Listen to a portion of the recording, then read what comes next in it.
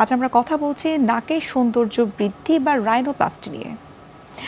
যখন আপনারা সিদ্ধান্ত নিলেন যে আপনারা কোনো ক্লায়েন্টের রাইনোপ্লাস্টি করবেন, এক্ষেত্রে কারো ক্ষেত্রে হয়তো যিনি করবেন তার ক্ষেত্রে একটু ভীতি বা শঙ্কা থাকে যে আমাকে হয়তো এনেস্থেশিয়া নিতে হবে, আমার জ্ঞান ফিরবে কিনা। তো এই বিষয়গুলো নিয়ে নিশ্চয়ই আপনারা কাউন্সিলিং করে থাকেন। অবশ্যই। সেটা আপনারা কিভাবে আসলে প্রসিড করেন? যেই রাইনোপ্লাস্টিকগুলোতে দেখা যায় বড় ধরনের কারেকশন লাগবে, যেমন ইউজুয়ালি ন্যাজাল বোন যেগুলোতে ব্রেকডাউন করতে হয়, অথবা বুকের থেকে কার্টিলেজ দিতে হয়, বা বড় ধরনের অন্য কোথাও থেকে টিস্যু আনতে হয়, সেই ক্ষেত্রে কিন্তু আমরা জেনারেল অ্যানেস্থেসিয়াটা প্রেফার করি। আর কিছু কিছু কারেকশন, যেমন ধরেন আমরা ফেশিয়াল প্রোফাইল দেখে বুঝলাম যে না এমনি ঠিক আছে, কিন্তু নাকটা একটু চওড়া, সেটা কিন্তু আমরা অ্যানেস্থেসিয়া দিই না। সেটা দেখায় লোকাল ইনজেকশন দিয়েই উনি খুব একটা ব্যথাও পান না, এবং খুব সহজে উনি গল্প করতে করতেই ব্যাপারটা শেষ হয়ে যায়। বা অনেক ক্ষেত্রে দেখা যায় যে নাকে ছোট্ট একটা ইমপ্লান্ট দিতে হবে, বা নাকে ছোট্ট একটা টিপ কারেকশন করতে হবে, সেক্ষেত্রে কিন্তু আমরা পুরোপুরি অজ্ঞান করি না, শুধুমাত্র ইনজেকশনের মাধ্যমে করা সম্ভব।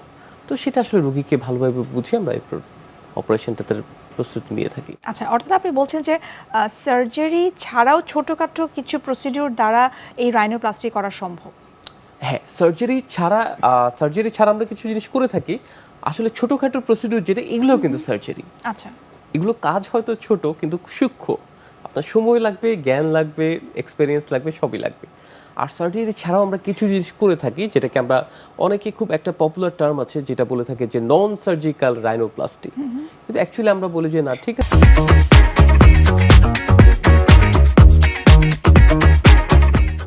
আছে, এটা এটা একটা বাণিজ্যিক টার্ম, কিন্তু অ্যাকচুয়ালি যেটা আমরা করে থাকি সেটা হচ্ছে আমরা কিছু ফিলার দিয়ে থাকি।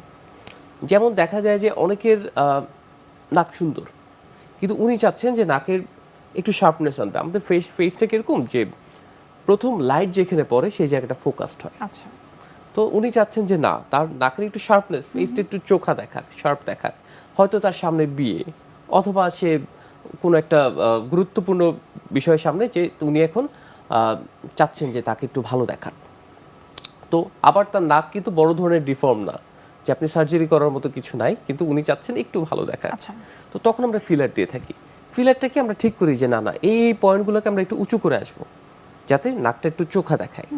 এই ফিলার আবার বলে দিই, এটা কিন্তু 6 মাস বা 9 মাস পরে কিন্তু থাকবে না, এটা কিন্তু টেম্পোরারি। ফিলারেরও ক্যাটাগরি আছে, কিছু কিছু ফিলার 3 মাস থাকে, কিছু 6 মাস, কিছু 1 বছর, কারো অনেক, মানে যেটা 1 বছর আচ্ছা, সেটাকে আমরা ধরে নিই যে লং টার্ম।